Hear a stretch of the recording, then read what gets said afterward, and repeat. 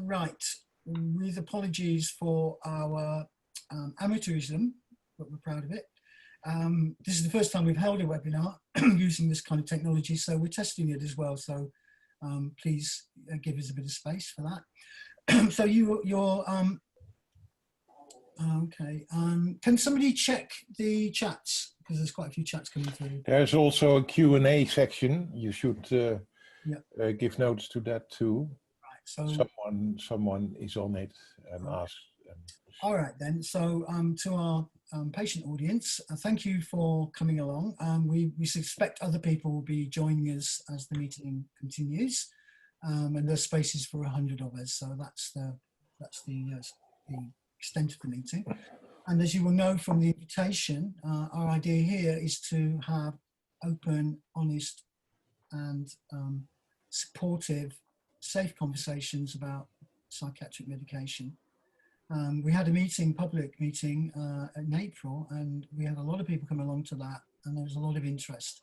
So we thought we would want to dig deeper into the issue, and we created a kind of forum which we call Taking Control of Psychiatric Medication Group. And this meeting we are holding now has been made possible thanks to the sponsorship and a grant made to us by the National Survivor User Network. So they've enabled this meeting by giving us the money to pay for a webinar. That's why we're here today. Okay, so this meeting is going to take roughly 1 hour and a half to maybe 1 hour 45 minutes if there's things that we need to get through. And the meeting will have three parts. So the first part will be the conversation between Alison and Dirk, who will speak from their own perspectives about the issue of taking control of psychiatric medication. And we wanted them to have a conversation because both they know each other, they worked in Greater Manchester, but they also come from the USA and the Netherlands. So they can offer us also maybe an outsider perspective of some of the issues that are going on in the UK, and also lend their wisdom and knowledge. I've got a secret surprise panelist called Celine, who's from the Gaining Autonomy with Medication group in Montreal in Canada. So I thought that would be a wonderful addition. So what we're going to do now is to, first of all, introduce ourselves as a group, and then we're going to begin the conversation. I think, Rita, you've got something you wanted to say. Yeah, we just wanted to point out that we are aware that for some people this conversation can be quite emotional, it can be triggering, and what we don't want is people leaving this meeting feeling unsafe, annoyed, angry, or any of those things. So if that does happen, please email Paul and one of us will get back to you. And I'll be putting my email in the chat so you'll see where you can write to, and I'll put it there now. Okay, so that's the introductions, well, the welcome to the meeting and what we're going to do. The third part of the meeting will be your opportunity to come in and discuss anything you want to discuss. So after Alison and Dirk have finished, the panelists who are going through our own journey about medication and learning about it, we'll be asking Alison and Dirk questions and putting our own points of view. And then at the end, for the last third of the meeting, open to everybody for your questions, comments, and points of view. Okay, all right. I've just sent my email address to everybody. One last thing, Paul, if you don't mind. Is that okay, Paul? Yeah. Yeah, just we're aware again that this is a meeting of 100 people, and with the panelists, I think 109. There's a possibility that some of you guys might not have the opportunity to ask questions or contribute in the way that you've wanted to. Again, if that happens, if you can get in touch with us over the next couple of weeks, we'll get back to you and see if we can help or answer any questions. Okay, thank you, Rita. Okay, so first of all, we're just going to introduce all of ourselves, and then we'll move on to the conversation between Alison and Dirk. So maybe Rita, you'd just like to say something about yourself. Hi, well, I've got a diagnosis of bipolar disorder, which has really done me more harm than good. And I've had about a 15-year journey trying to get off psychiatric drugs. I live in Greater Manchester, and there is nobody, as far as I can see, in Greater Manchester, and only one in Great Britain that can help you come off psychiatric drugs. I've spent a lot of money and gone to a lot of people who don't know what they're doing. So my interest is literally here to work with people in Greater Manchester to offer some kind of support and do our best to help people come off psychiatric drugs, and as well go with the energy of what's happening since we've been going on Zoom and connect with our international peers and partners. Thank you, Rita. And Jake? Hi, I volunteer with Paul at the NIMOS Centre in Manchester, and I have received a diagnosis of CPTSD. I take a relatively, I'd say a middle medium dose of sertraline, and yeah, I am in private psychotherapy as well, and yeah, so I'm kind of interested in that side of the recovery journey, and I know many people don't actually have access to that as well, so I'm keen to explore the potential of that, you know, in supporting people to recover. Okay, so we're now going to take a risk to see if Anandi can speak. Or has she been silenced? Oh, you have to shout. No, really bad. I'm sorry. So can I just introduce Anandi? Anandi's going to be part of the panel. Maybe you can just put your points of view on through the chat. Yeah. And Anandi is the parent of a young woman who is is in psychiatric care. I'm not going to say much more than that, but also in her life is a lot of medication, and not enough of anything else. But Anandi will choose to share with us what she wants on that particular journey. Is that okay, Anandi? Okay. And then can I introduce Jan? Hi, I'm part of the Organic Recovery Group in NIMOS, as I'm keen to find alternatives to the current, what's offered in psychiatric services. Too many drugs. My son actually got diabetes from 10 years of drugs. So I consider the current system to be abusive, and the current way patients treated as abusive. And I'm here to help create and find and meet like-minded people, just so that we can have something better, something that works, and something holistic. Thank you, Jan. And Neil.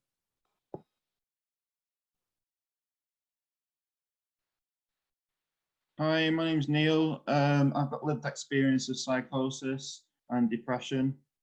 I take medication for both those things. I'm wanting to go on the journey to come off, so I guess that's why my interest in this area. I've used services good and bad, some quite abusive, others quite constructive and helpful, so I've got mixed experience really. Yeah, that's me. Thank you, Neil. And Celine, would you like to say who you are? Because we can see you on the screen. Yes, I never really know how to introduce myself because I don't like to put myself into a box, you know, but we work in a society where we have to say which box we're in. So my pick will be, I think the best box for me today would be prosumer. So I am a social worker, but also I'm a person with lived experience. And many years ago, starting to get old, I was put on medication, had a lot of pain, a lot of suffering.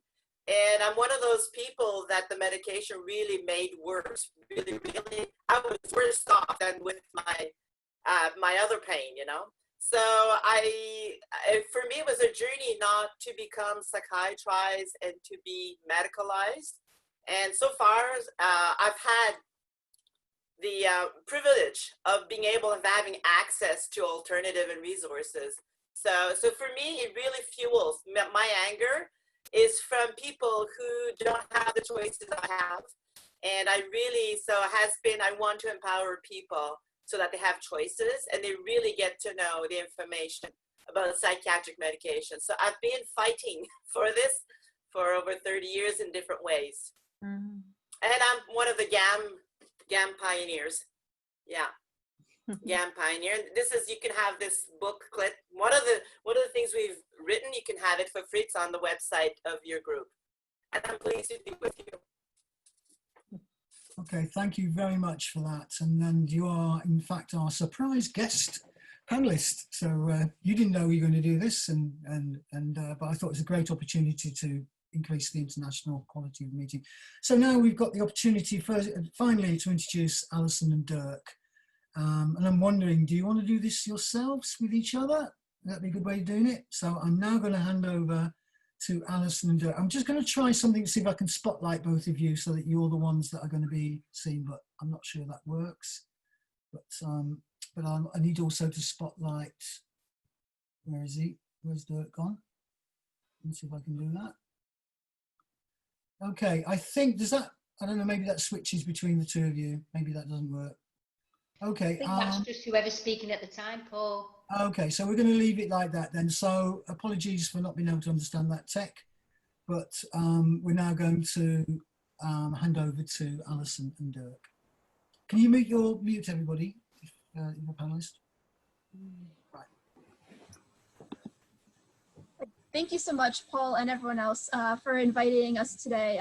It's a real honor to be here and to be part of this really important conversation. I'll introduce myself very briefly, and then if Dirk wants to just say who he is very briefly, that's fine. But then what I'm going to do is talk a bit about my personal journey with psychiatric medication, with the psychiatric system, and my decision to come off psychiatric medication. And then I'm going to talk a little bit more about my experience as a peer advocate, helping other people navigate choices around psychiatric drugs, and about some of the political side of that as well. And then we'll, of course, have plenty of time for the panel afterwards. And then Dirk will follow after me. So yes, very briefly about myself. First is I'm joining you from Washington, D.C., which is very exciting. Was previously in Manchester prior to coronavirus and hoping to be back once it's safe to travel again.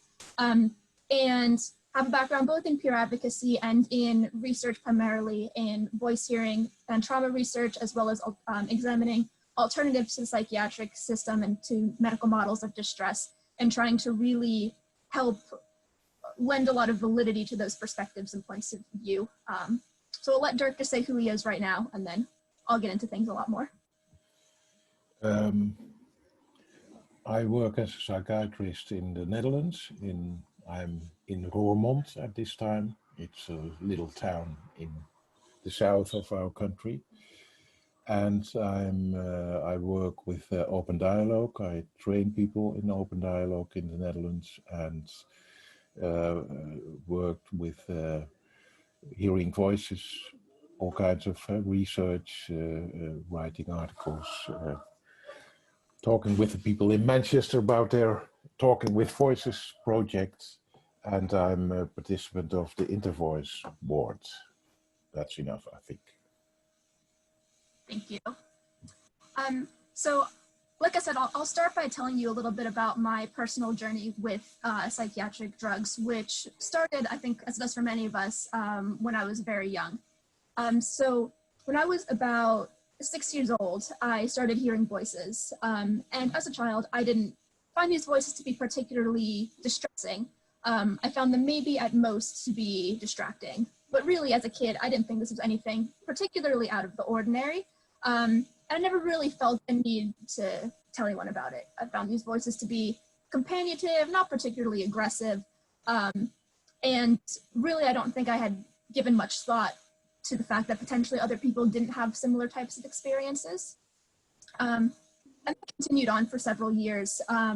But as happens with a lot of people, over time, my voices began to become a lot more aggressive and a lot more derogatory and demeaning. And I started to really struggle with both how to cope with them and also how to cope with the emotions that sort of these voices brought up, and to cope with the memories that these voices were embodying, and to cope with a lot of the trauma that I had experienced in my life as a young kid that caused me to hear voices in the first place. But I didn't have the environment to be able to explore any of that, and I certainly didn't feel safe enough or supported enough to talk about a lot of these experiences. So what I did is just kept shoving it down inside of me and hoping that it would just go away, and tried to proceed on and live a normal looking life where, you know, I did what I was told and tried to be perfect and tried to hide the fact that I was, you know, was really, really starting to struggle and felt very conflicted and very overwhelmed and just very confused and very, very scared most of the time. And you know, as this continued on, that got harder and harder to do. So in order to cope, I started to turn to what other people saw as extreme mechanisms, which for me, I found at the time to be very, very helpful. So I started developing these really elaborate rituals that felt very calming and that I felt very in control of. These rituals then began to be more food related. I started to engage in a lot of self-harm, which, you know, I found to be very, very calming in a way of really expressing emotions that I couldn't express verbally. And this continued for several years. And as this was going on, my voices were getting more intense and the things they were saying were more and more aggressive and graphic. And I really just had no idea how to cope with them. And people over time started to notice that I was really struggling and that I was struggling socially and that I was hurting myself and that I wasn't sleeping. And so my parents, like any parent would do, wanted me to get help. And in America, as is true in the UK and many other places, what help is currently constructed as is you go to a psychiatrist, and that the problems that you're having are best dealt with by a doctor who is able to identify these abnormalities in your mind, or at least that's how it was framed to me. So I was put on psychiatric medications when I was 9 years old. And I can remember asking when I was that young, like, how does this work? I want to know why I'm being put on these medications and what they're going to do. And the answer that I was given was, this will just make your anxiety melt away, which I didn't find to be a satisfactory answer. But any further questions I asked were construed as being non-compliant, or construed as me lacking insight into the fact that there was something wrong with me, and proving that I didn't know that, and therefore I need to be not just on this medication, but on more medication and on higher doses of it. And so, you know, along with these medications, I was really getting the message that there was something wrong in my mind, and that this was the only way of correcting that. For me, I really resonated with what Celine said, that I was someone for whom medication had absolutely no benefit. Part of that might have been because of my age. Part of that might have been because of the dosage. But I really think part of it, or most of it, was because medication was not addressing what I needed to address. It was suppressing the things that actually I needed to address. So when I was put on medication, I was told that, you know, this is going to make your voices go away. It's going to make you not feel all of these things. And to some extent, I did stop feeling these things, but mostly because I felt so sedated and so detached from my body and from my experiences that I had no capacity to experience emotion. The medication, the antipsychotic medications that I was on, certainly did not get rid of my voices, nor for me was that the goal. What happened for me actually was that my voices became more powerful when I was taking these drugs, and it's like they almost really relished in the fact that I had no control over my thoughts. I had so little control over my body. I had so much apathy and felt so disconnected and just felt like I really didn't care and was so disengaged. And so my voices actually became more and more powerful during that time. And then in addition to that, I had very, very serious adverse effects. You know, I gained a massive amount of weight, started drooling, and my hair was falling out, which is definitely not a trifecta you want when you're like 11 years old and in middle school. It definitely does not lead to some great social outcomes. And, you know, I started feeling like I had all this energy in my body, but I could never get it out, and I really couldn't move. And, you know, it had like terrible, you know, terrible nausea. I started to develop heart arrhythmia. So I had really, really severe side effects, but no one thought that someone like me should ever come off psychiatric drugs. The idea was that that would be dangerous, and that it would be, you know, that I would end up harming myself if ever I was to come off of them. And so the solution was always more drugs, more drugs, more drugs. And so at the time I was 12 years old, I was on 3 different antipsychotics and mood stabilizers and antidepressants. and was given so many benzodiazepines that I ended up becoming addicted to them and had a very, very, very difficult time getting off.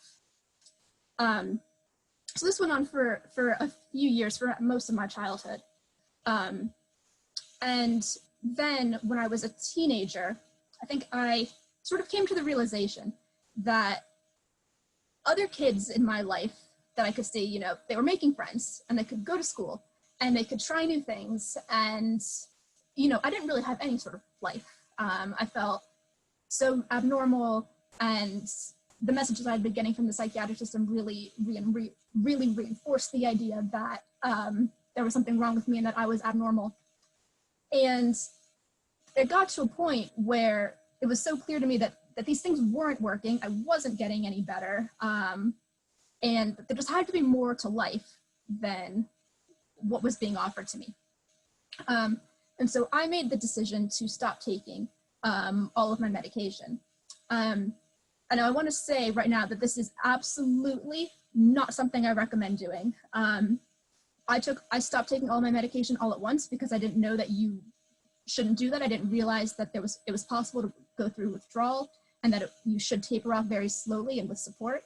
So I absolutely do not recommend the approach that I took, which was to just stop taking all my medication all at once, which is what I did. And I did it secretly. I would, you know, put my pills in my sock in the morning and then flush them down the toilet so that way nobody knew, and everyone thought that I was still taking them for years, actually. And I did end up going through a really serious withdrawal for the first couple weeks, and then experiencing these sort of protracted withdrawal symptoms actually for many years afterwards. But what I did start to notice was that despite the fact that I was very, very sick and experiencing a lot of psychological and physical and neurological symptoms, which I can get into more later, that it was also the first time in many years that I felt like I had the ability to make a decision for myself and act in a way that actually felt like it was going to benefit me. And I really felt like it was the right decision. And I think that sort of knowledge was what allowed me to get through that really difficult time that followed. And it was interesting because actually a few weeks later, people started noticing, they started commenting like, oh, for the first time in years, you seem to be doing better. And they're like, oh, great, the medication's working. And I knew in my mind, I was like, no, it's not.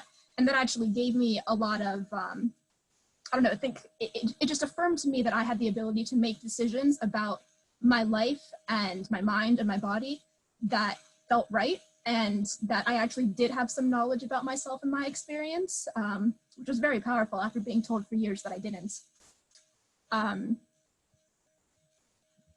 so what was effective for me actually over time as part of this long ongoing healing journey is that I think I really needed to have the ability to learn how to feel and express and tolerate really strong emotions, emotions that were connected to things that happened to me in the past.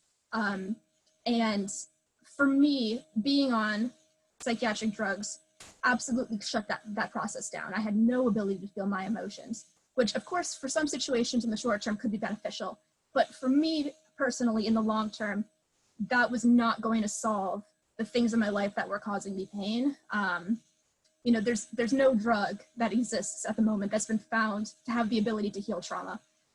There's no drug that has the ability to fix any of the social injustices in the world, like, you know, intergenerational systemic racism or transphobia or any forms of religious intolerance. Those types of, you know, really, really distressing societal problems that can profoundly impact people's lives, you know, those can't be remedied through psychiatric drugs. And I think me changing my perspective about what it meant to live a good life in this world, which did not mean living a life where I was happy all the time, where things were always going my way, and where I never had any quote unquote symptoms, because let me tell you, that's not how I live my life now.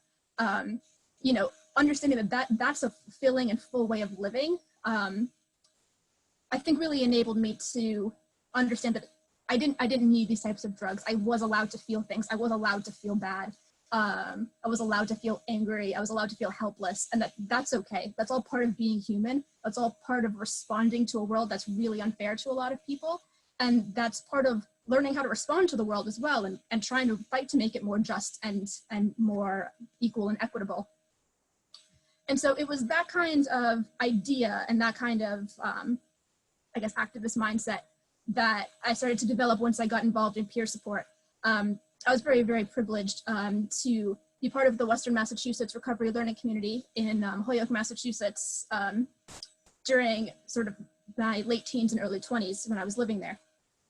And one of the things that I had the ability to do while I was there was to facilitate a peer support group that was focused on how people relate to and understand psychiatric drugs. You know, and I want to state very clearly that these groups, they're not medical advice and they do not substitute for medical advice. And we always encourage communications with prescribers about plans to taper. But the goal of the group was really to just listen to people about what their experiences with medication was and what they wanted out of life and how psychiatric drugs were helping or hindering, with the goal of either, you know, creating more targeted use of medication, or if people wanted to taper off, then we would support them with that, usually following the guidance of things like the Inner Compass Initiative, Laura Delano's project, which is a very, very comprehensive, provides a very, very comprehensive guide on how to taper for medication. And I can talk about that more afterwards as well if people are interested. But we would support people to give them sort of the best layperson knowledge that we have about how to taper from medication in a way that is as safe as possible. And I think some of the things that for me as a peer advocate are really important to emphasize when having conversations with people about psychiatric drugs is to be really clear about what drugs do and what they don't do. So the way that a lot of us are sold medication is that it's fixing something. This is an antidepressant. This is an antipsychotic. But what I learned, and what I think is really important to emphasize, is that these drugs are not corrective. What they're doing is they're creating an altered state that might be preferable in some ways or in many ways to the state that someone was experiencing before, in either the short term or the long term.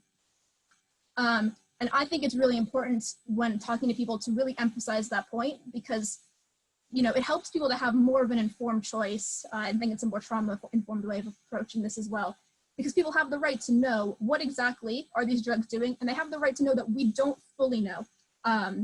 But what they're not doing is correcting an abnormality. And one other sort of political point I want to make before giving this over to Dirk, and this is something that I'm sure a lot of us in this group have come across a lot, is that when we hold these conversations, usually I guess in wider circles or when talking to people within the mental health system, we're often told that we're being pill shaming, or we're shaming people for their choices or their perspectives. So I wanted to share something that Caroline Mizell Carlton often says. She's an advocate at the Western Mass RLC as well, which is that, you know, this isn't about pills, it's about power.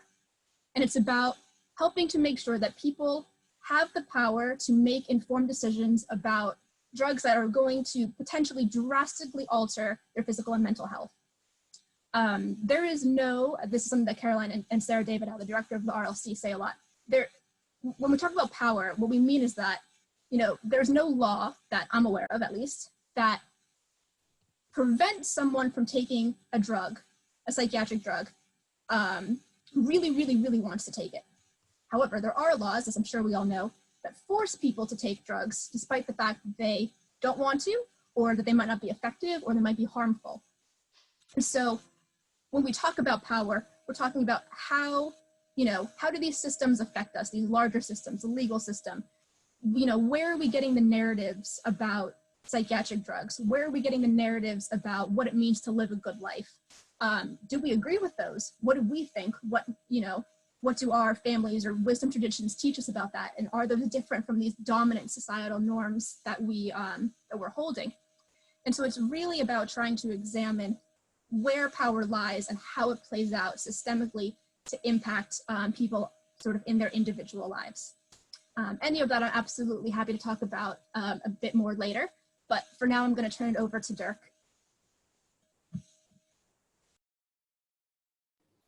Ooh, Alison, this is a brilliant talk, I think. What can I say? I will start from the perspective of a psychiatrist. And first, I want to thank you for your very good summary of your experience and how you survived psychiatry, because that's your story. It's about surviving pills and also an attitude that that doesn't give you any choice or power or whatever. So that's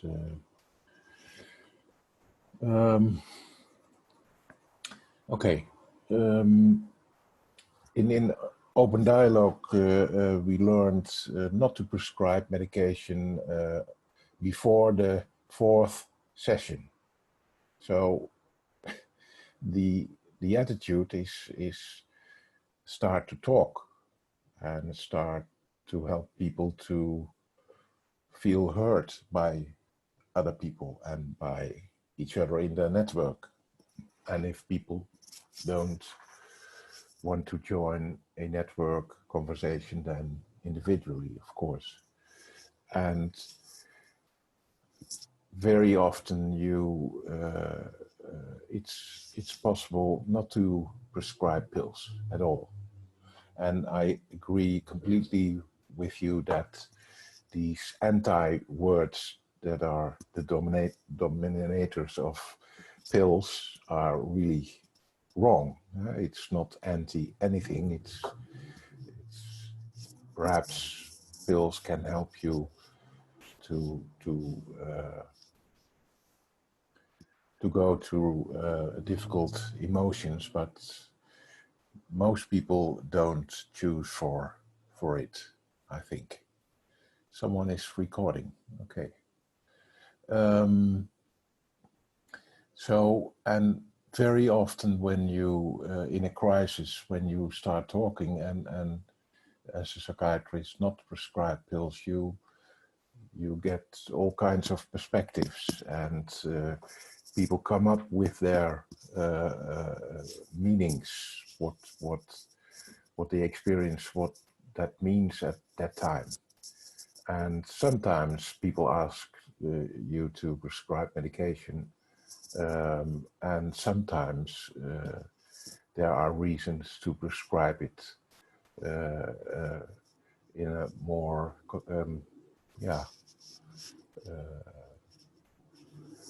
that family wants you to intervene. In my experience with voice hearers, I see a lot of voice hearers who have a lot of medication and for years, and they don't come to me because they want more medication, and they come to me because the medication doesn't help or has side effects. And very often I see that when you support people to understand their experience in a more detailed way, and they can make sense of their experiences, then medication is not needed anymore, or some people make choices that they want to stay on medication, other people don't. Some people just stop without telling their doctor, which is sometimes very wise, I think. And there is every day I see people struggling with medication, talking about medication, and it's very often that they are not asked to what they experience of the medication and not very good listened to. And I agree with Alison that choice and power is very important. So when I prescribe medication, or when people want to taper off, then I make it personal, and not medication is not about diagnostic. An antidepressant has nothing to do with depression, but it interferes with your emotions and your ways of experiencing things, and sometimes that can help, and often this makes you more depressed. And that's also very important to understand. Psychiatrists are very good in prescribing medication, and also very good in prescribing more medication. And they are really bad in tapering off medication. That's not a thing that we learn at our schools, that we talk about. Now, for example, in our country, there is a small movement, and that's also influencing the UK, I understood. And we are now on the edge of prescribing tapering off medication, that you can taper off very, very slowly. There is now some research about tapering off medication, but the most knowledge is in the peer support movement, I think, about tapering off. Or so I think psychiatric medication is a sad story, and sometimes people feel supported by it, and many people feel very suppressed by their medication. For example, today I met a man. He is out. He didn't use medication for 7 years, and 3 years ago he contacted me and he asked for oxazepam, which is a minor tranquilizer, and it was his.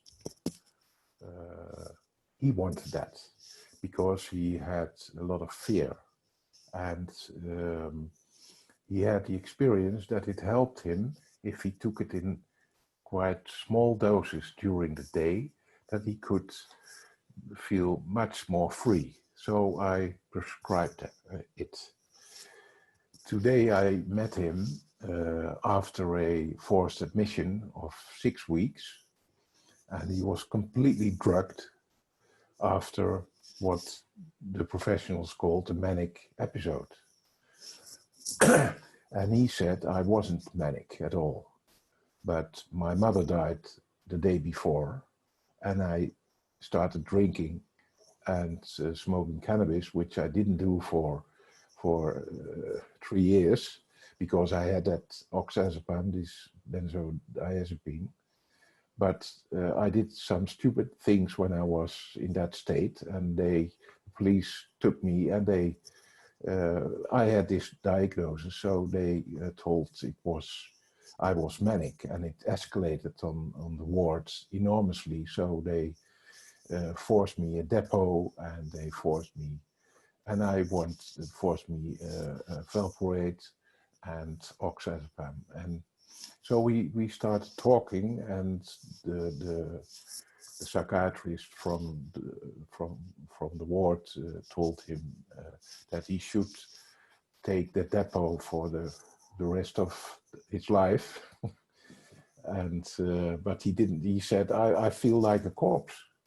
I can't move, I'm tired, I sleep all day, I can't follow Netflix, I have to start up and again because I fall asleep. So we made a program to taper off this depot and to go slowly to a very minimal dose. And then he confessed that he stopped the other medication because he felt safe enough to tell that. And apparently nobody talked with him about his mother. He was manic, so you have to fight that, and he is not manic anymore, and you have to take good care of him and give him medication for the next years. But talking about his mother and how it was to see his mother suffering, and how he felt guilty because he felt relief when his mother died also, next to grief. He was in very complex experiences and emotions. And this is one story, but from today I can tell you 5 of these kinds of stories. And it's yeah. Someone said that she wanted to fight the psychiatric system, and I can understand. That's what I want to say.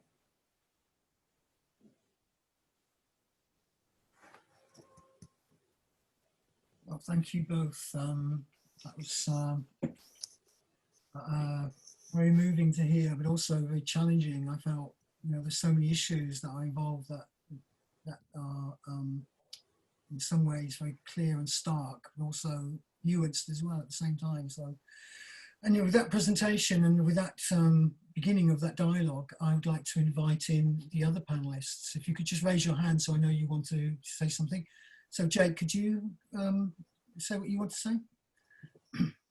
Yeah, hi. So I've had this question on my mind for quite a long time in the run up to this meeting, and it's what I've heard so far has only reaffirmed the desire to ask the question, which is, in the diagnostic prescribing meeting that the patient has with the psychiatrist or the doctor, the conclusions that they seem to draw in these moments are so pessimistic and so closed in their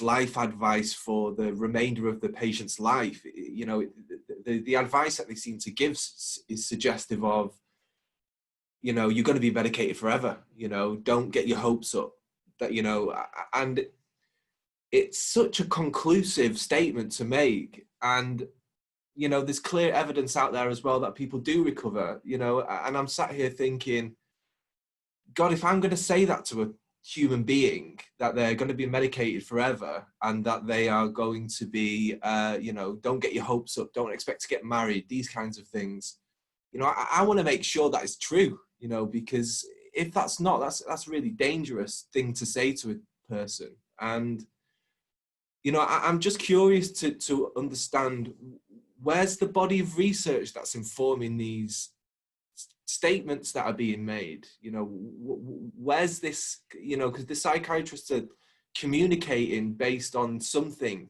so what is this research and what is it saying, and where is the research that includes the stories of people who have recovered and have stabilized off the medication? And I'm just confused about why there seems to be so much biased research towards something that seems to be ineffective and not successful.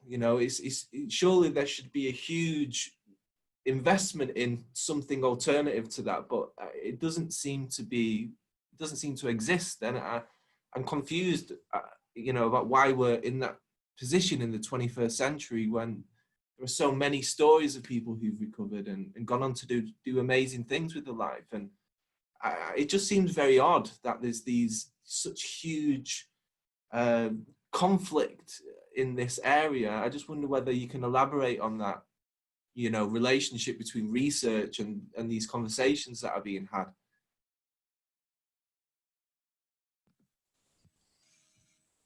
I can start to elaborate on that if you'd like. Dirk, if you have something to add from a different perspective, by all means. Well, first of all, I want to say that I completely share your frustration, and that's a question that I find myself asking very frequently. Like, how is this what we are continuing to do? Despite the fact that there's so little evidence for, the effectiveness of these drugs, and there seems to be a lot of evidence that people do recover, and that people's lives and stories are so much more complex and nuanced. And I think your question has a lot of elements wrapped up in it, each of which require, you know, like 50 hours to talk about. So I'll try to go through a couple of things and touch on different things from my experience and perspective. The first, which I think is a really important point, is about, that you raised, Jake, is about biased research. And I think in terms of psychiatric drug research, that's an area where we see lots and lots of bias.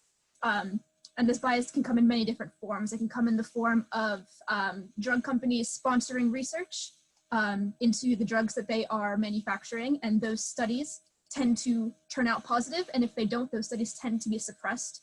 There have been lots of studies that show that this is a very common occurrence. There's also ways of creating bias within a study of a drug that can make it seem like it has a more positive effect than it actually does. One of the ways that's really common to do that is you're testing novel antipsychotic A against a placebo, a pill that has no medical effect. And in the placebo group, what you do is you take everybody off their medication and then give them a placebo.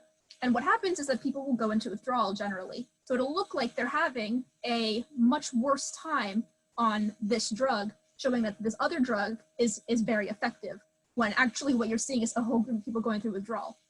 That's something that happens very frequently.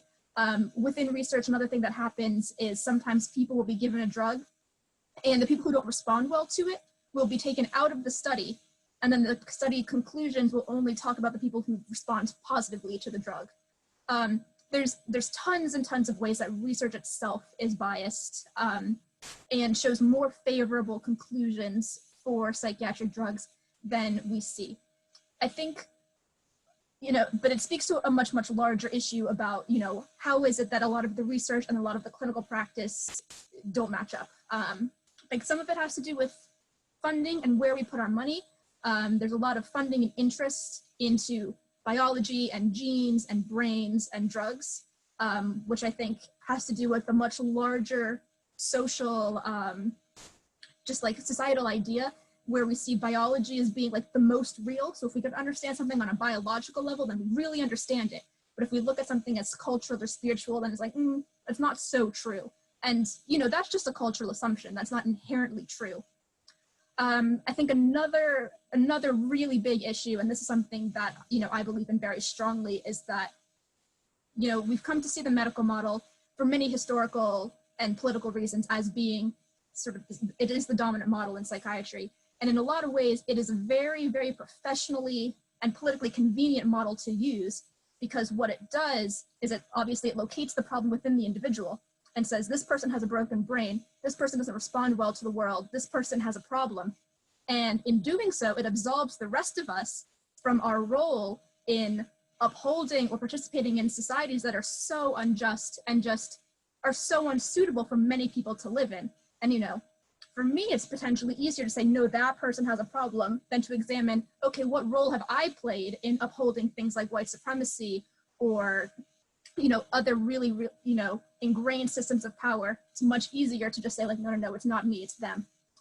I think, one of the things that I found to be very interesting, and that, to be honest, I don't know why it is not, I guess, known or talked about more. One of the things that Robert Whitaker talked about in his book, Anatomy of an Epidemic, which it uses drug companies' own data to look basically at the story of psychiatric drugs. And what he can show is that as psychiatric drugs are prescribed more and more frequently, the disability from these so-called psychiatric illnesses actually increases. So as medication use increases, disability use increases, which we would expect to be the opposite. And, there's lots of different conclusions we can draw from that or things we can speculate about. But it's something that, to be honest, I don't understand why is not spoken about more. And then I think there's a lot of historical reasons as to, psychiatry being seen and wanting to be seen as a very, real scientific science. And in order to do that, you need to have your diagnostic book. And it doesn't matter that, the reliability and the validity of the diagnoses in this book are real, you know, that they lack validity and reliability. I think it can be difficult to have those conversations where you say, you know, these diagnoses lack reliability and validity, and yet that doesn't mean that people aren't suffering and that people aren't really struggling and that they do deserve support. And I think it's much easier to have what's seen as a very simple solution, where we can be like, just take this pill, and that's going to be much, much easier than understanding history and culture and meaning and how we're all interconnected in that. So I'm not sure if that's a satisfactory answer, and there's lots more to talk about there. Okay, can I, everybody wants to come in and share. I wondered All right, I'll keep it short then in the future. Whoa, maybe not, because it's so important to get, you know, deep answers. Dirk, do you want to come back on that question?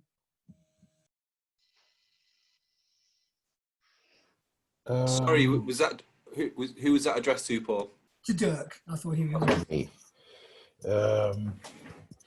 I think Alison said it eloquently. There is not good research. And most psychiatrists just see confirmation of their ideas and not disconfirmation. That's the big problem. It's only confirmatory evidence is interesting and not disconfirmation. There is a lot of research that tells us for years that these pills are not as effective as most psychiatrists think. I would really like to, I will not, but to start a company that sells placebos to psychiatrists in very beautiful names and colors and good PR. And I think placebos will work like the so-called antidepressants. It's making people believe, even high-educated people with doctor titles, that things works, and they will prescribe it, and it will work. They will convince their patients that it will work. Another thing is, I used to conduct workshops working with voice with Ron Coleman, and now and then someone asked, can you, or Ron asked me, can you write a letter for this voice hearer to change his diagnosis and from schizophrenia to something else? So, and I often, sometimes I wrote a letter to the treating psychiatrist that I disagreed with the diagnosis of schizophrenia, but that this was a case of dissociative disorder. And from that moment on, many psychiatrists withdrew the medication, and they had a right on psychotherapy. And people could move on. The diagnosis is indeed what you said, very fixing, and doesn't make anything possible anymore. Okay, thank you very much, Dirk and Alison, for that very considered reply. Well, I've got a stack up of people who want to get involved now. First of all, I had Rita, I saw Rita, and then Neil, and then Celine, and then Anandi. So I wondered if we could take it in that order, and maybe you could make your points or your questions shorter, and maybe we'll group them. So we'll get the four perspectives, and then we'll allow Dirk and Alison to come back when we've heard your contributions. Is that okay? Yeah, I'll be really quick. I just want to give a really personal answer to Jake's question, because I think that is the $6 million question. Why are we continue to do what we do when there's no evidence to back it up and lots of evidence against it? And I think for me, from a very personal perspective, I've stopped trying to work out why. So when people say to me, you're going to fight psychiatrists, I say, no, I've tried, it doesn't work. I'm just going to do it the way I know work. And that's why I'm interested in peer support. Thank you. And that takes us to Neil. Yeah, I just wanted to make the point that I think that aside from needing this sort of knowledge known about medication and what medication actually does, I think also sort of we need like communities or a system that can sort of respond to these experiences in a way that's helpful. I think you can't do one in isolation from the other. And I think it's really important that people can have that paradigm shift in their own mind about these experiences, because if they can't, coming off medication maybe isn't the best thing to do. I just want to say they're not in isolation from one another.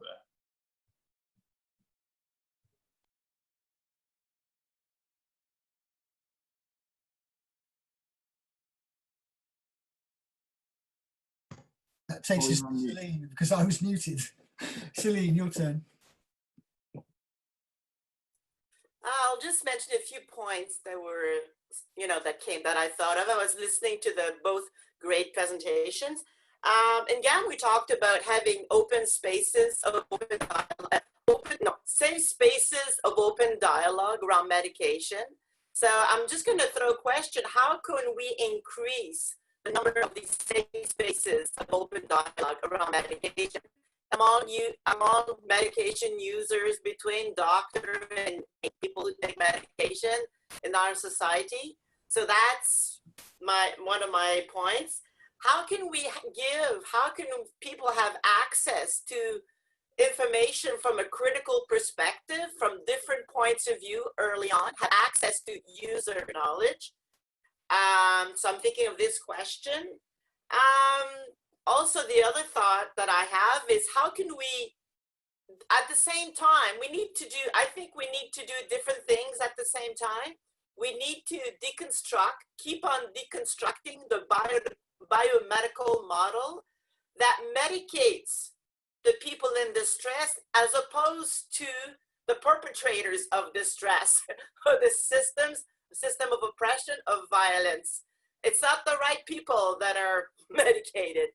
And the last point is that a meeting like today, for me, always does the same thing. It gives me the energy to keep on fighting for the other 3 points that I mentioned before. So that's what I wanted to say. Thank you very much, Celine. And Andy, if we could hear you. Hi, I hope you can hear me.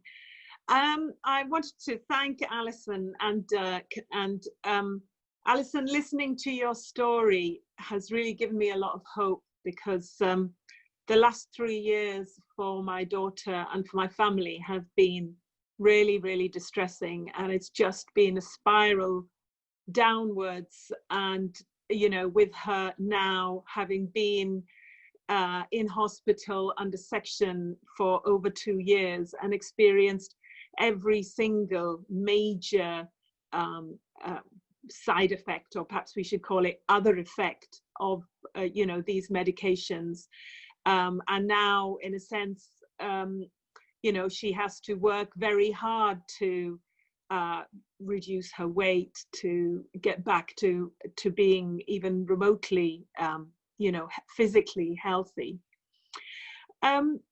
I wondered, because she's actually my daughter's just been taken off clozapine, and in fact just this afternoon we've been arguing because of her heart.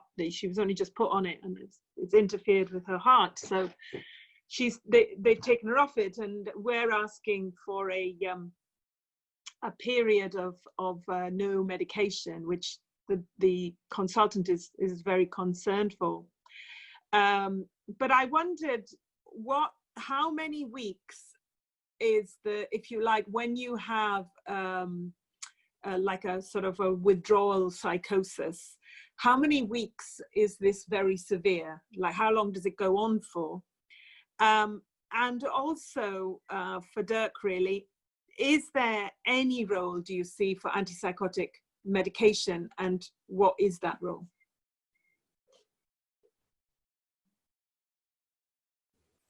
There is not a fixed time frame for withdrawal psychosis. I think it can be between a few days and weeks or months.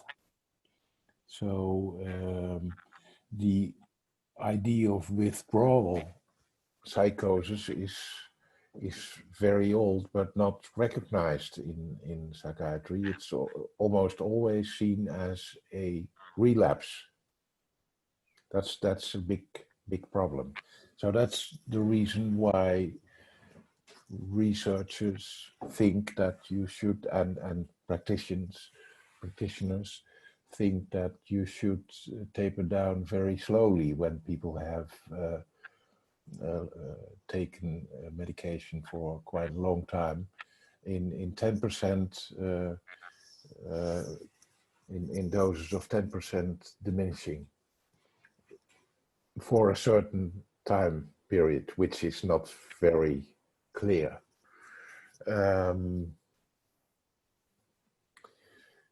I can give you an example because that are the most strong things for me. I work with someone who hears voices, and she didn't accept my way of working with voices, and she already was medicated when I met her, and whenever she stopped her medication, she did it, I was not very experienced by then, she did it acutely, and then she had a relapse in a few days and started to wander through the country and did horrible things to herself. So she got a depot on her free will. She chose for it, and she took it for years, but she had very severe side effects, and I tried to persuade her to take clozapine, because that's something that for her could be better than what she had, risperidone. And a colleague persuaded her to take clozapine, and she only took 100 milligrams, a very low dose, and she got rid of all her voices. And now I still see her after 20 years now, I think. She has only a small dose of 25 milligrams, and she is doing so much better than before. So sometimes there is a place, but I can also give you examples of people who get medication and stop and nothing happens. A woman who hears voices and went to a clinic and got medicated, a depot, and she was released and under the care of a GP, and she just didn't go to the GP anymore, and her voices didn't change at all when she stopped the medication, and when she started the medication they didn't change at all either, and her voices were clearly related to a certain time period in her life, and it was very understandable how it was related also for her, but nobody talked about what she had gone through. So you should, I see it as my task to personalize the approach with medication. So it's trial and error, listening very well to the stories of what people experience when they take medication, when they want to stop, see if it can do it slowly, easy, be very careful, and keep in contact with people for a longer time. Is that? Thank you, Dirk, and also Alison. Does anybody else want to come in? And Jan, have you got anything you'd like to contribute? You have to turn your mic on. I'm really grateful and very happy to listen at the moment. So. Thank you. So. Okay, that's cool. Thank you very much. Okay, so now I think, unless anybody else has got something they want to say, we're going to. Oh, Alison, please. I just wanted to expand very briefly on something that Dirk said about the recommended taper rate that comes from layperson wisdom. Dirk said it was between 5 and 10% reduction per month, but that's as compared to the dose the previous month, not compared to the original dose. So, for example, like if you're taking 100 milligrams of a drug, instead of going 95% of that drug, then 90%, then 85%, you're going 100 milligrams reduced by 5%, which is 95, and then you reduce 95 by 5%, which is 90.25, and then you reduce 90.25 by 5%, which is 85.75 about. So that's much slower. So I just wanted to clarify on that. And initially it's not much of a difference, but over time it would be a bit of a difference. And then I just wanted to acknowledge and appreciate also what Celine brought up, which I think is another $1 million question of, you know, how do we get this information out there? And I do, you know, that's also a longer conversation. But I think, you know, we're living in a time right now where we have access to, you know, the internet and to ways of getting our voices out there that we haven't necessarily had access to in the past. And I do think things are starting to shift in terms of research, in terms of, you know, the roles of people of lived experience in research and in these fields that historically have had more of the power and decision-making capacities. So that gives me some hope, but I think it's important still for us in any ways we can to really be telling our stories and getting them out there on our own terms. Thank you. Just keep checking I'm not on mute. It's a bit that gets me. Okay, well, thank you very much, everybody. And now I'm going to open it up for discussion, questions, or points of view from everybody who's here with us this evening. And I'm going to start with what I've got. And if you, I would like you to refer you to the question and answer button, if you can see that at the bottom of your screen. And if you want to say anything to us, if you feed it through there, I will relay it to the panelists. So the first question is from Lauren, and she said, is the research that exists for medication and not for holistic therapies? Is it because the drug companies make money from these research pieces? Is that their motivation? I think to some extent, yes. These drugs make millions and millions and millions of dollars a year worldwide. I think it was a few years ago, maybe even last year, I believe it was Zyprexa olanzapine, which is an antipsychotic medication, was the most lucrative medication, potentially the most lucrative psychiatric medication in the United States. And for a drug that's that powerful to be that lucrative, I mean, that really says something about the amount of money that people are able to make off of these drugs. So yes, I do think a component of it is that drug companies really do stand to gain a lot from their drugs being on the market, and they certainly stand to gain a lot from them being prescribed as much as possible for as many reasons as possible and to as many people as possible. Thank you. And there's a follow-up as well from Lauren, which she's saying that what holistic therapies do you recommend to complement or use instead of medication? Is that peer support, talking therapies, and self-care strategies? And Rita, you want to come in? Yeah, in answer to the first question about pharmaceuticals, I agree with Alison, that's a component of it, but we could have a whole webinar on why this is happening. So for example, one of the big pushes of this is the DSM, the Diagnostic Statistical Manual, who tried to medicalise stuff. That's another big component. The fact that cultures, we've got different ideas. And again, we could have another webinar just on that question. Anybody else want to come in? Okay, then regarding tapering, says Christine, how can we do the 10% reductions described by Alison, and where do we get tapering strips? So maybe a bit more detail about how to, if you wanted to go through this journey, how would you practically do it? So I highly recommend reading the Inner Compass Initiative's guide to tapering. That will talk you through some steps to take before tapering, you know, things like really understanding the medications that you're on, gaining as much information about them as possible, and that'll tell you how to do that.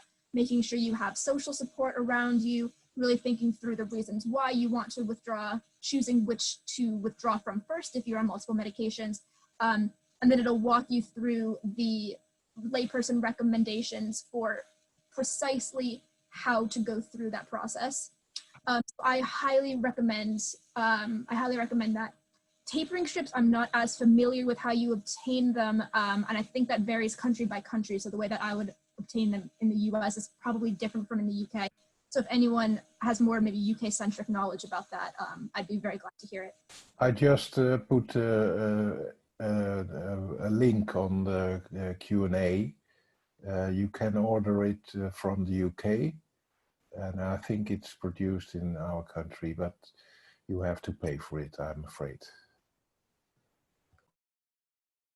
Okay, anybody else want to respond to that question, or shall we? Oh, sorry, Neil. Did you want to say something? Okay. Okay, so so just generally, what can help during the withdrawal period when you're coming off it? What other things can be, you know, that difficult time? I think one of the most important things is, if possible, to have social support. So that way you have people who know what you're going through, who you can just talk to about how you're feeling. Things like diet and exercise can help with just your physical health overall. It can be very helpful while withdrawing.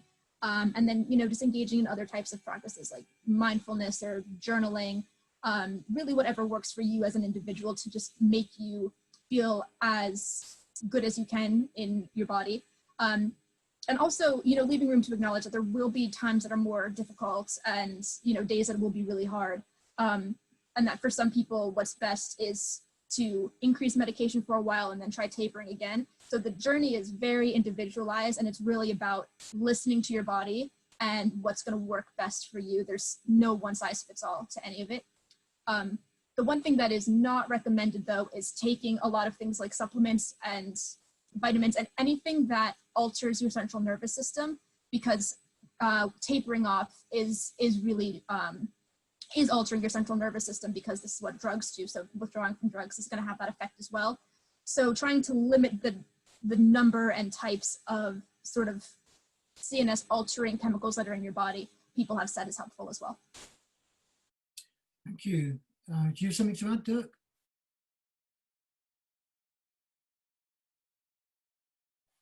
Mike? Sorry, I was writing an answer to another question. That's okay, you don't have to have an answer. I think, yeah, physical exercise is also, and diet, meditation, all these kind of things can help during the withdrawal period. And don't be too fast and don't expect too much.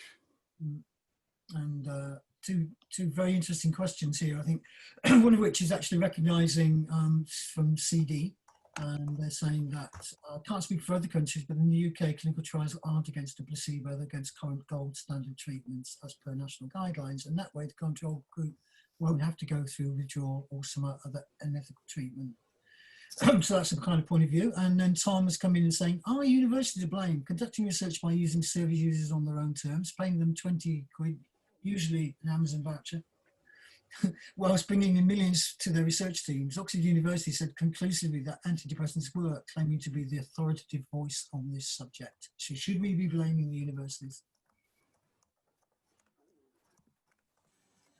I think that's a really interesting question, and something that I personally struggle a lot with as someone who sits on a lot of these lived experience advisory panels and really, you know, struggles with what exactly is my role here, how performative is this, how tokenistic is it, and you know, it's certainly very variable,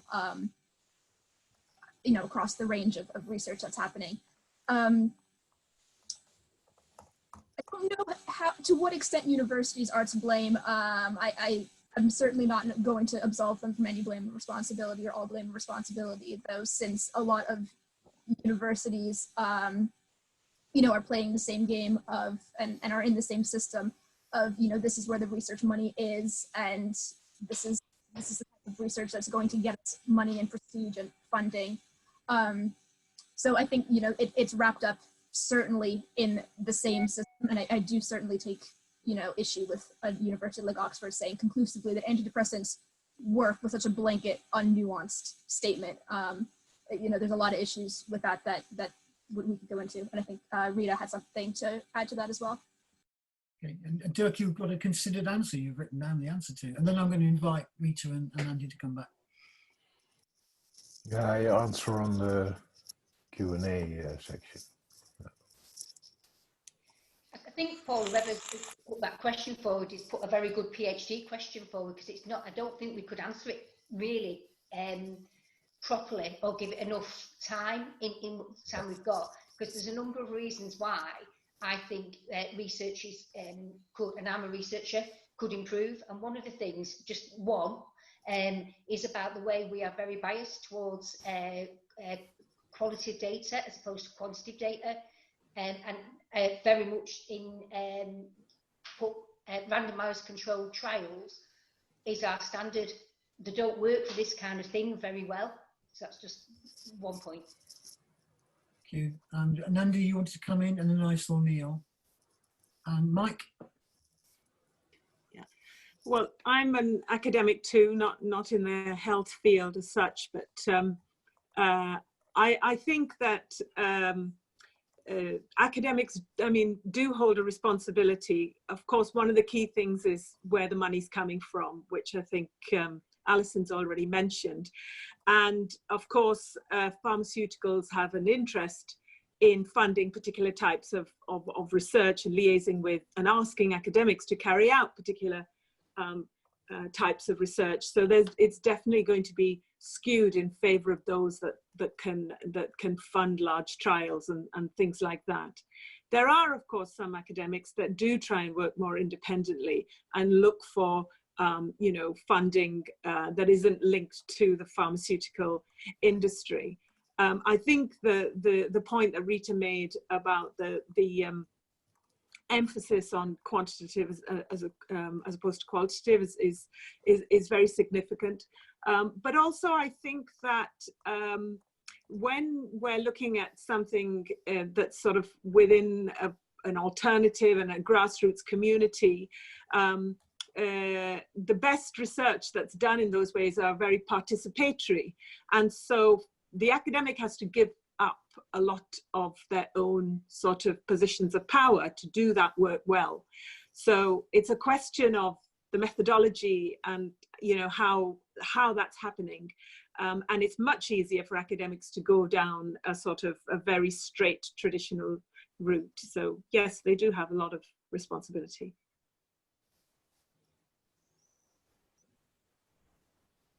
Neil, you wanted to come in?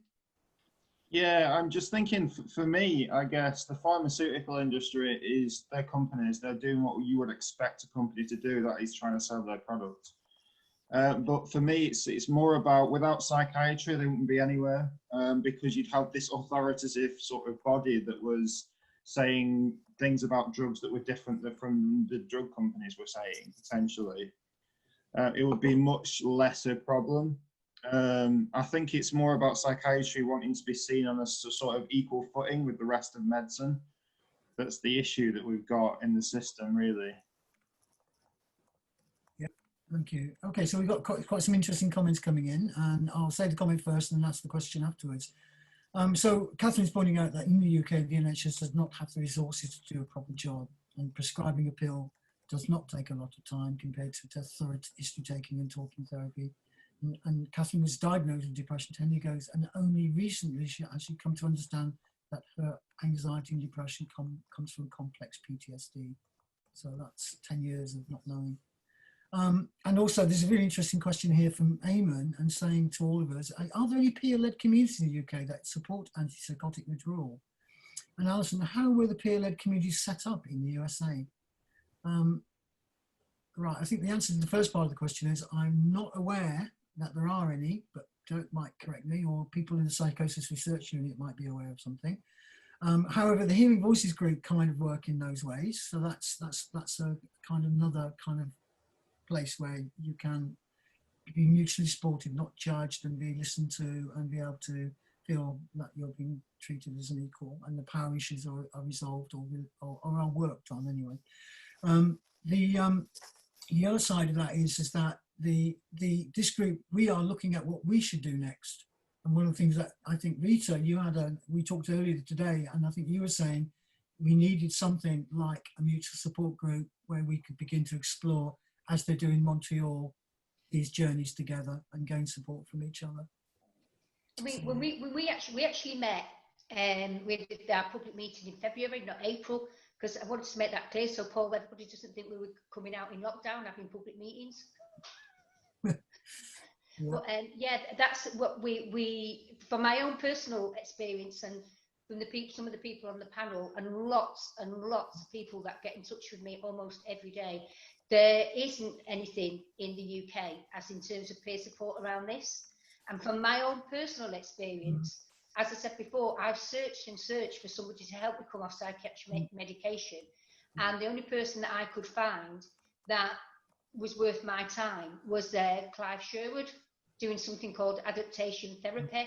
One person in the whole of the UK, and he's in Oxford. So that's definitely where the energy is coming from, the living room, what us guys are working with. Okay. Thank you, that's really good. And again, please just jump in, panelists, if you wanted to say something. And Emma says, like Claire, I'm very frustrated. I'm a counsellor and I also sit on disability benefit tribunals. Time and time again, I see people who are medicated to the hilt, who are no better off for it and who have been told there is something wrong with them, they'll never get better. The claimant is left with no hope, and the longer they are in the benefit system, the harder it is for them to get out of it. I'm a member of the Drop the Disorder Facebook group, but are there other groups I could join to campaign for change? So a bit of a question on the end of that. And so we've got some more practical questions. Do you think open dialogue should be made available in the UK to those who experience more than one episode of psychosis, rather than trialed on first episode cases of extreme states? That's from Luna. I completely agree with that, because I do a lot of open dialogue network meetings, and I very often work with people who are in the system for years with networks, and it works quite well. So but the focus on the first episode is because you can prevent long life careers. So the research is directed on first episode psychosis, but I think it would also be very good to focus also on people who are in the system for a longer time. And I think it's also effective. And what is effective? That's another question where we can talk about. And we need more humane approaches. That's what is paramount, I think. Very interesting here, a question from Christian, and he's saying that his son takes clozapine 450 milligrams daily, and he seems not to be aware of any potential harm for him, and not expressing that he would like to reduce the doses. How can we help him?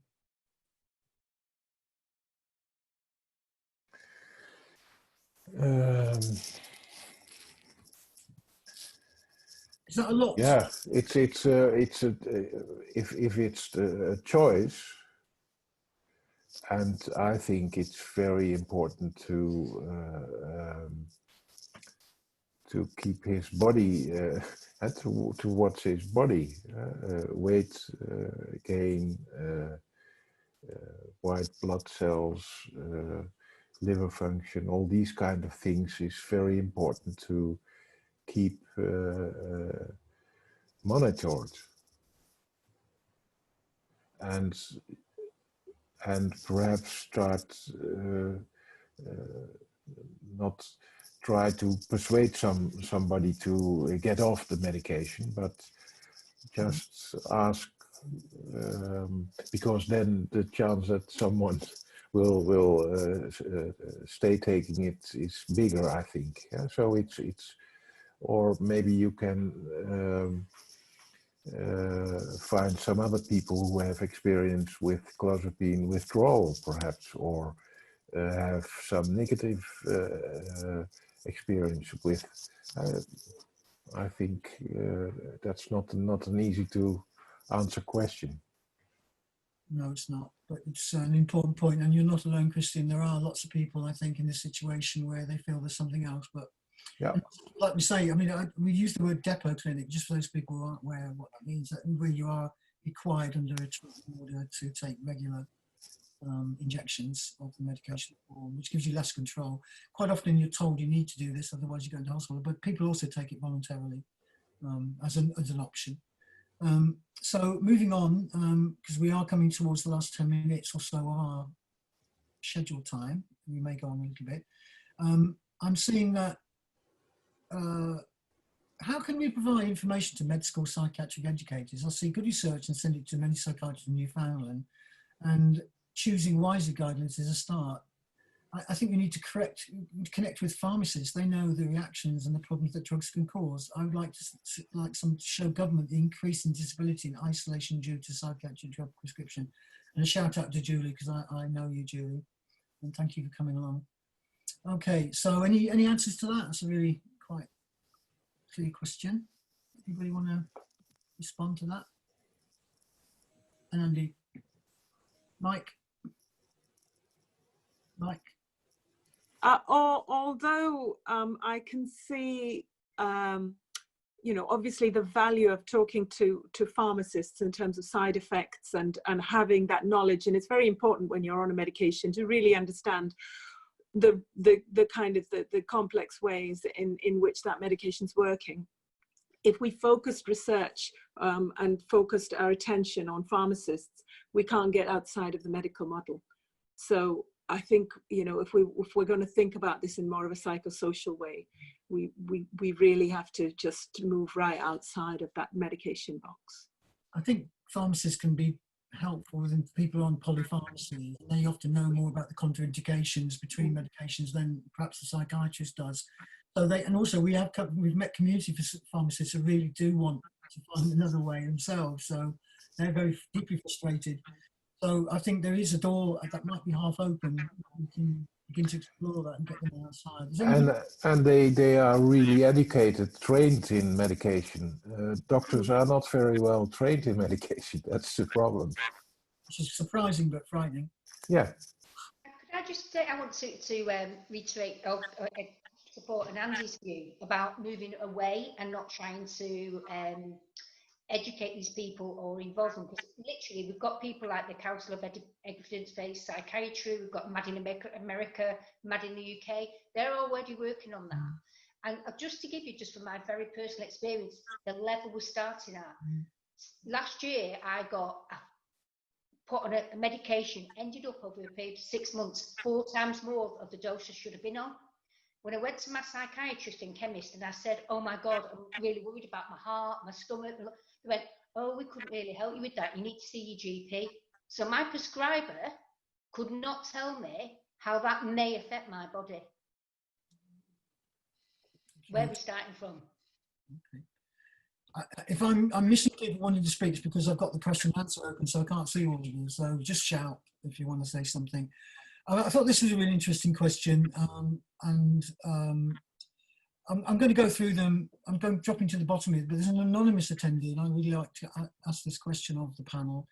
If you work in the NHS system, if you work in the mental health trust, and you're trying to develop a mental health service, but she says there's a lot, or they say there's a lot of pushback for people like me. You see that you get a lot of criticism for critiquing and broadening paradigms, and it's sometimes overwhelming. And do you think this is resistant and even abusive organised behaviour, and should we expose it? And how else can things change if we don't do something like that? So do you relate to that, the idea that workers are often constrained by the system they work within? They want to do things but they can't? In Norway, the family of people with the diagnosis of psychosis has forced politicians to set up medication-free wards. So now in every province in Norway, there needs to be a medication-free ward, which is formed in different ways, but there are really places where the goal is where people can go to when they want to withdraw from their medication. And that's, I think, and it's the interesting is that the politicians did force those safe places, I think, and the family members of people with mental health problems. Okay, it's a very, very important and challenging question here, which I think we must address. So even in these discussions, there's a disparity in relation to race. The same is true within the survivor service user movement in the UK. Yeah. There's a lack of people from black and minority backgrounds being given prominence despite being subjected to more and higher doses of medication. What are your thoughts on this? Oh, yeah, this is really horrible. Yeah. Yesterday I had a conversation with a network, and the son is the patient is victim of discrimination, racism, I think, and that's an issue that is completely neglected at all in psychiatry in general, I think, and yeah. And it's a shame.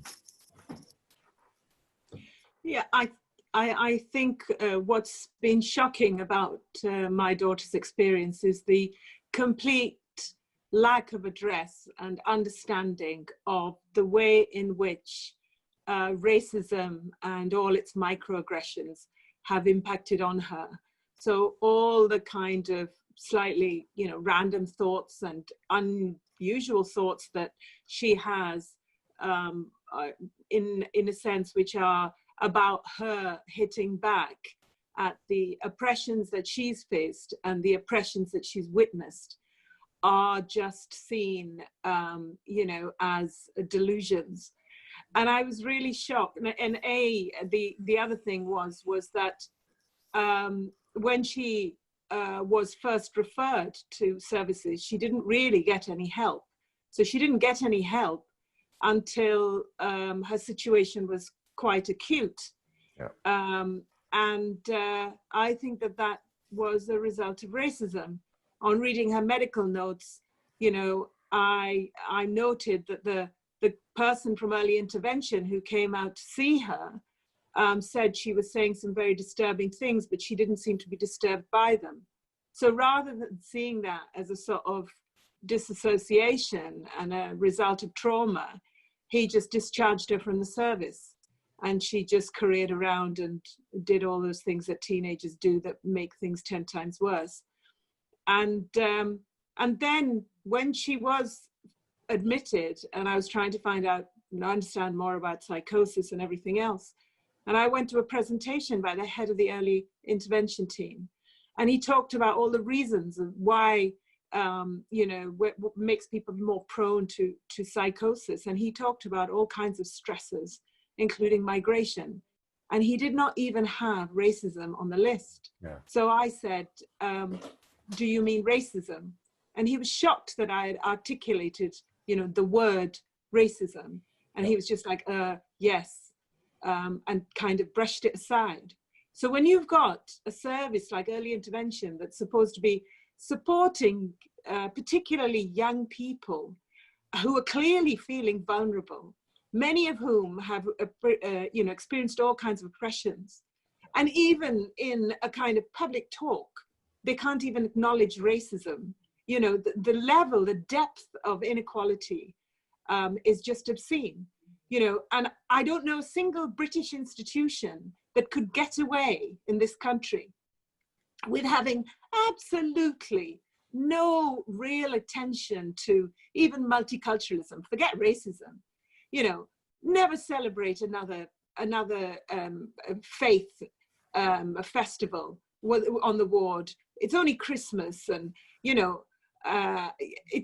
and yet the people, the young women on the ward, it's those from minority ethnic, Black and ethnic minority backgrounds, that are represented, and Prestwich Hospital doesn't even have a Muslim chaplain anymore.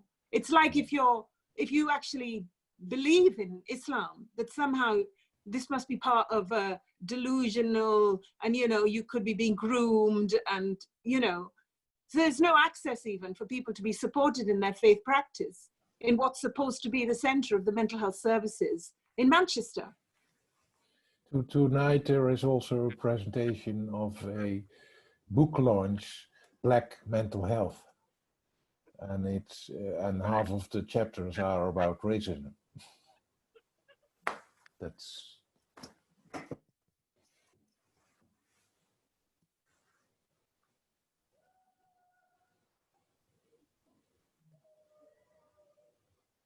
you're on mute, Paul. The wrong way around. Yeah, just to say that Niall, who's the person in the photograph next to me, he's a member of this panel but couldn't make it this evening.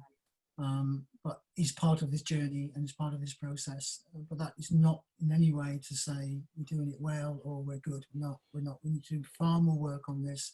And it's part of my mission really to really bring this to the forefront. And we are now writing to the mayor of this city to say, enough, basta, we have to do this another way, and that actually your mental health services and your plans for future mental health services, which includes a new £90 million hospital, will further reinforce this approach, not make it better. So we've got to be on this one, and we mustn't allow this moment to pass. We've got to work hard to make these changes, because harm has been done and harm must be stopped, and it's our job to do that. Okay, so I think there's a few more questions, but we are coming towards the end of the session, and we've run a little bit over, I believe. But I just wanted to get some of these points in that people have wanted us to consider. Okay, what about mindfulness, journaling, healthy lifestyle? And somebody said that also pointed out they're under that in some cases mindfulness is contraindicated and not recommended for people considered to have mental illness such as psychotic symptoms. That's interesting. There is good research on acceptance and commitment therapy, which is based on mindfulness practice. Mm-hmm. But a lot of people get really, like there's another part of that agenda, which is what happens if your adult son and daughter is caught up in taking recreational drugs as their self-medicating form, and people get really anxious and worried about that. But I was quite interested in what Alison said, is that psychoactives are psychoactives and they do active things to your psyche. Yeah. Full stop. Doesn't matter if it came from the street or it came from the pharmacy, it's the same action. But again, there's lots of issues with safety, understanding why you're self-medicating, and understanding why that is a wall that you need in your life. I think you used that phrase, Rita, and if you knock it down, what's replacing it? And why do you need to be in this space anyway? Did something happen that means that you prefer to be numbed out? That could be another issue that we might want to look at. Does anybody else want to come in on that? Jan? Someone also mentioned the Soteria network in the UK. That's also an interesting perspective. And we are connected with that through Rita, I think, involved in that one. So we do know there are, if you like, little plants coming up. And we need to make them resilient and able to tolerate the rather not toxic conditions around us. So, Jan, you wanted to come in?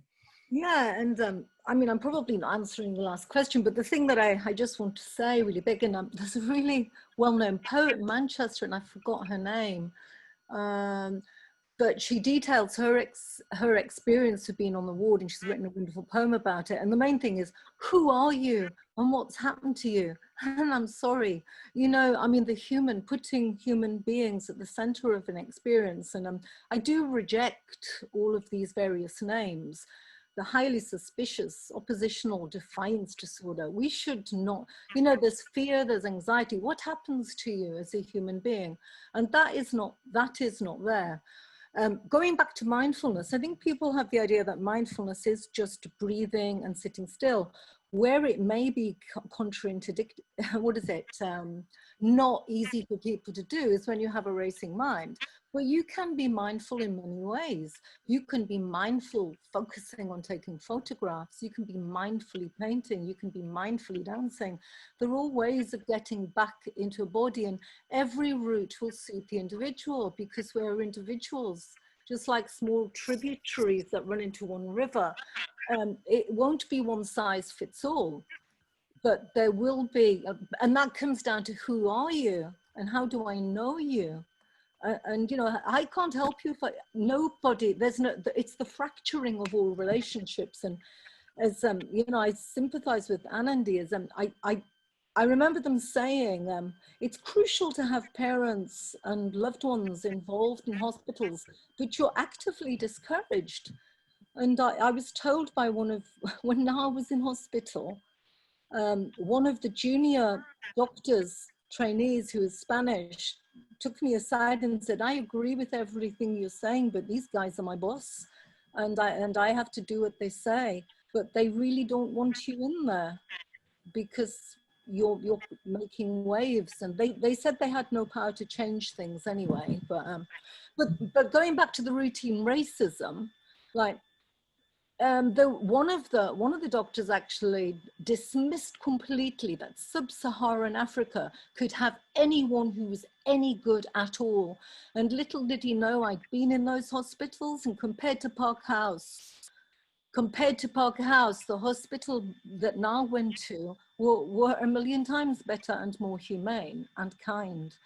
That isn't to say that there's not good people in there. You know, a lot of the staff who aren't paid much money are very good people, and they're therapists. But going back to mindfulness, more art. I know there is a movement to having more art and things for people to do. No one could be happy locked up and bored with daytime TV on all the time, you know, in a small pen where people are just smoking cigarettes all day and, you know, allowed to eat bacon and beans as much as they want till they burst if they want. You know, it's holistic, and this isn't a moan. I believe there is a movement, and we're part of that movement, and your letter is part of it. And what I'm thinking is, how do we link up?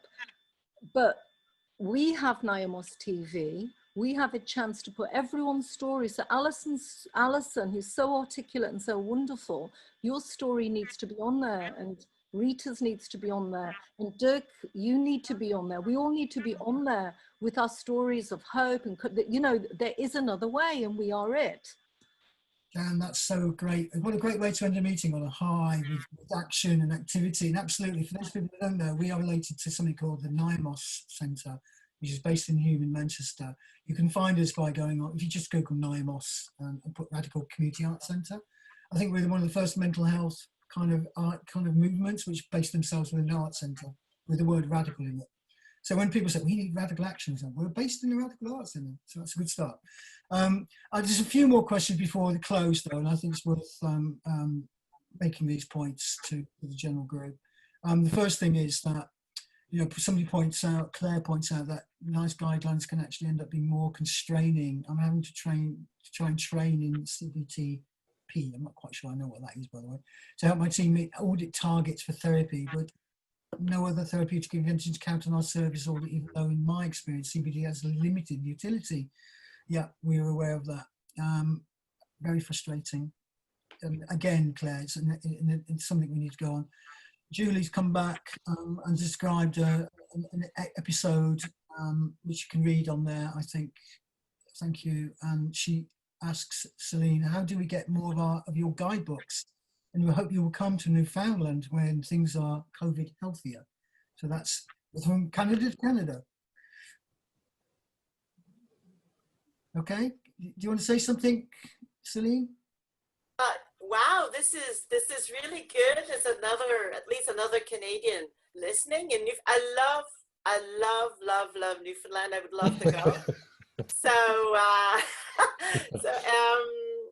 the guidebook, I can just put the link and you can click on it. The link is on the website of Paul Baker's. So I'm trying, what's the best way to put the link? Yeah, you can put the link in the chat and then people can see it. But we will send everybody who's come to this meeting a resource kind of list of things that you can look at. Yeah, there was a question of can we make a list of organizations that we named, etc. So we will contact you with a list. Okay, so if I get this correctly, so I'll send the link to you, Paul, and you'll send it along other information? Along with other information. So that's a PDF, you can download it, look at yourself, and we will be looking at maybe, Celine, we'd like you to run the session for us on GAM, and we could do in the future, have a meeting where Celine could describe more about what this gaining autonomy with medication, what it means and how it's constructed, and also in a compass, Alison. It sounds like we might want to go down deeper into that as well. And also we've got the Will Hall coming off medication, which we know about. And also there's good news. There was a website set up by Rufus May and others called Coming Off Medication, and it's back. And we will provide you, it's been updated and it's got this URL back, it's back up there. And that's got lots of things about alternatives you can do in medicine. It's very helpful, and it kind of underpins the conversation that we've been having today. So on that note, I just thank all of you panelists for coming along and contributing and providing such great energy, and particularly to Alison and Dirk for being our guest consultants, and to our surprise guest speaker from Montreal, Celine. I hope you've enjoyed this session. I hope if there's any comments or feedback, please send it to us. Send it to the email address that I provided, paul@imhcn.org, and we will respond to you. If anybody is triggered or wants to feel they need to talk, again, contact me and I'll direct you to somebody who can maybe support you through whatever that issue might be. Any final points from the panel? Dirk and Alison. I found it very interesting and inspiring. So thank you for inviting me. Pleasure. We've got you on our list now. And thank you, Alison. Thank you so much. Thank you for everyone who asked really interesting and insightful and challenging questions. Thank you very much. Yeah, it's really good. The questions were great. Thank you, everybody. If you want to know more about what we're doing, you can visit our website. Just the one I talked about, 9 months, and you can find our what we do. It's called The Living Room. It's part of our space that we were creating. Well, we were until COVID. Sorry. Oh, Rita, you want to come in? Sorry, just a quick reminder, if we have missed any questions or people feel they haven't been able to ask tonight, they can always email to you and we will divide them up and get back to people. Yeah, absolutely. Okay, so on that note, I'm going to end the meeting in 5 seconds. And I'd just like to thank everybody, and we'll see you again at a future Watch This Space. Thank you very much. Bye.